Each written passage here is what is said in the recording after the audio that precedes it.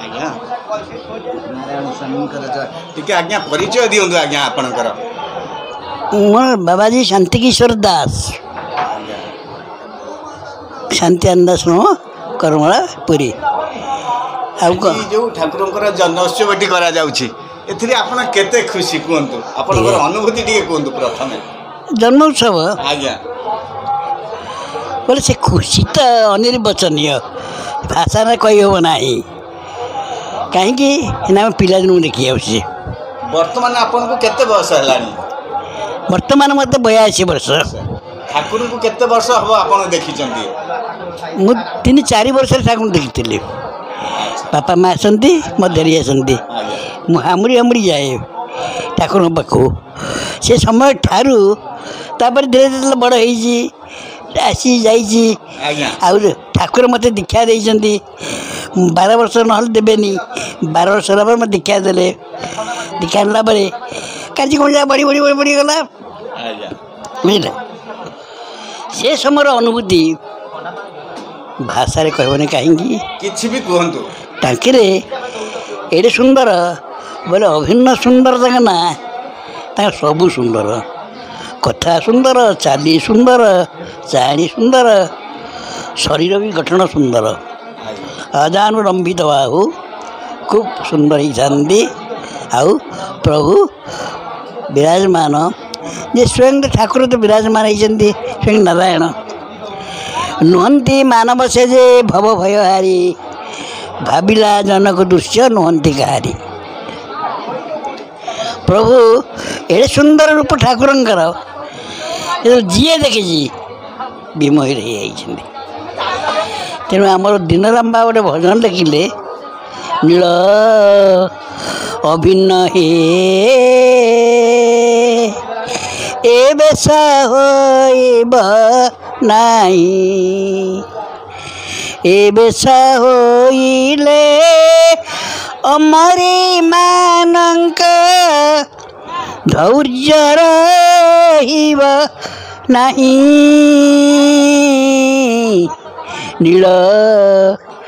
अभिन्न हे ए बेसा होइब नाही प्रभु सकाळु स्नान करबा ठारू संध्या पर्यंत प्रत्येक कार्यर आलोचना पर्यालोचना ताको करिबा सब सुंदर प्रभु स्नान करी आसीबे तांकर स्नान करिवार शैली अति सुंदर ताको देखिबा लोक भी देखिब कौन ये प्रकृति रे ये नुहंती मानव से जे भव भयहारी बाबिला जनक दृश्य नुहंती गारी आपनकर अनुभूति रे पदे कहंतु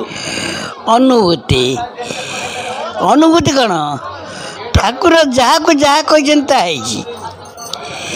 आगुरी आम शुणीचु जे ठाकुर भी स्वयं सिद्ध से सिद्ध करना आगुरी भी अच्युतानंद महापुरुष 500 पूर्व 500 वर्ष पूर्व लिखि जाइए जे अभिराम हूँ स्वयं सिद्ध से आसबे से बहुत कथा करदे चलिए से जो तांकर जो मालिकार शिवकल्प किसी लिखिं ताधुरु शिवकल्प मुझे जानी ना एत दूर मुझे करमला धाम श्रीक्षेत्र से लिखा है सब ये शुणी आम बाबा मैंने विभिन्न जगह प्रवचन देला बेले से कथा कही मुझे शुणी कि मुझे सहित मिसी ना बहुत दिन है मुझे तो मिसिली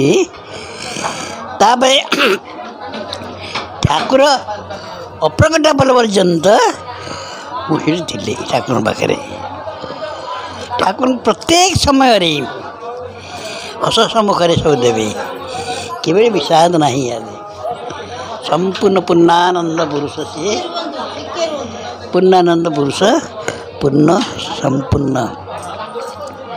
आउ भाषा कौन कहबी बुझे एक आज मोर शरीर असुस्थ हो जाइए कंठ टे पड़ जाइए मुझे तो जाओ ये मुझे कहूँ आपन को